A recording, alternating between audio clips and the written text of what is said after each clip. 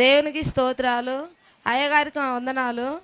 మా ఊరు గంగలకొండ, మా జిల్లా పల్నాడు జిల్లా. నా పేరు సువార్త, మా వారి పేరు మరేదాసు. మా సాక్ష్యం ఏంటంటే దేవుడు చేసిన మేలు. 2025 సంవత్సరం ఫిబ్రవరి నెలలో బ్రెయిన్ ట్యూమర్ వచ్చిందని మమ్మల్ని గుంటూరు పంపించిండ్రు. డాక్టర్ దగ్గరికి వెళితే ఈయనకి 4th స్టేజ్ క్యాన్సర్.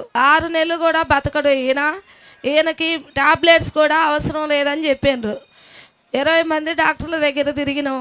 నెల రోజులు తిరిగినాం. బయాప్సీ చేయడానికి ఎవరు ముందుకు రాలేదు.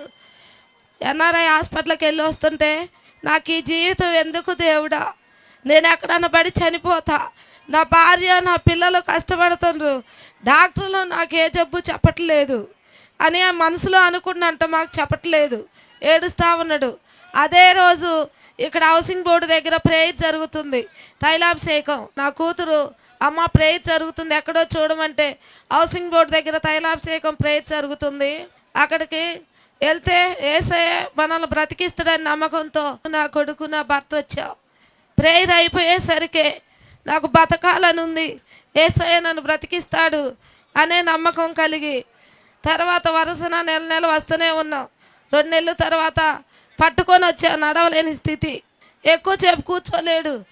యేసయ్య నువ్వు బ్రతికిస్తే నీ సాక్షిగా మేము ఉంటామని మోకరించి ప్రార్థన చేసుకునే వాళ్ళం.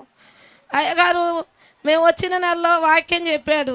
హిజ్కియాకి మరణకరమైన వ్యాధి వచ్చినప్పుడు ఎలీషా ప్రవర్త ద్వారా నువ్వు 15 సంవత్సరాలు బ్రతుకుతావు ఆయుష్కాలం అని చెప్పిన వాక్యం మా హృదయాలను తట్టింది. ఆ వాక్యం విని మేము మరలా అయ్యగారితో మాట్లాడినప్పుడు నీకేం లేదు, యేసయ్యకు అడుగుతుడు వెళ్ళిపో అని చెప్పిండు. అప్పుడు యేసయ్య నీ సన్నిధిలో మేము సాక్ష్యం చెప్తాం అయ్యా, నార్మల్ రిపోర్ట్ వస్తే తగ్గిపోతేనే అనుకున్నాం, తగ్గిపోయింది. ఇప్పుడు 1 సంవత్సరం 6 నెలలు అయింది. డాక్టర్లే నమ్మకం లేదు, రోజులు లేవు. అన్నం ఎలా పాసిపోయిన కూడా ఎలా ఉంటుందో అలా ఉన్నది.